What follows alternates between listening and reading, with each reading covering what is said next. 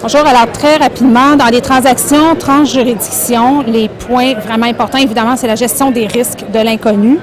Alors, le choix des cabinets externes de tous les consultants utilisés dans une transaction, c'est évidemment stratégique. La coordination de ces cabinets-là et l'exécution efficace et dans des bonnes conditions financières de la transaction est également cruciale. Enfin, un point important à ne pas négliger, c'est les cultures. Dépendamment des juridictions dans lesquelles on est, les cultures sont fort différentes, les approches aux transactions.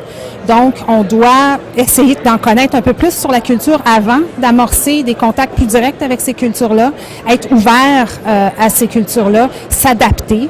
On peut garder nos façons de faire, mais c'est important de garder une certaine ouverture pour pouvoir réaliser une transaction qui va être à la satisfaction de toutes les parties.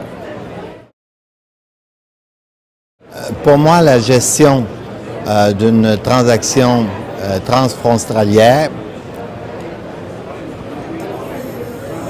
l'importance est d'arriver à la conclusion de la transaction, bien sûr, passe par l'anticipation. Et quant à moi, l'anticipation est la question clé et le point clé d'une bonne gestion d'une transaction.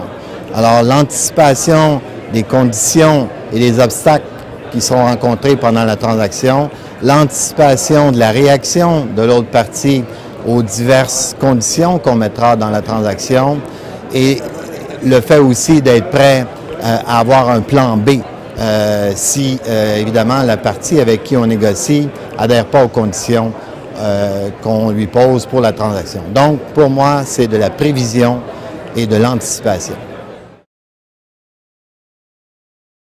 Alors, le mot de la fin pour notre atelier, je dirais que ce sont les différences de culture, d'usage, de pratique. Il faut en être bien conscient, les gérer comme il faut et surtout pas sous-estimer les différences entre les différents pays. Il n'y a pas que les règles juridiques, il y a les habitudes, les cultures, les gens, les personnalités. C'est complètement différent de ce à quoi on est habitué généralement dans son pays. Merci.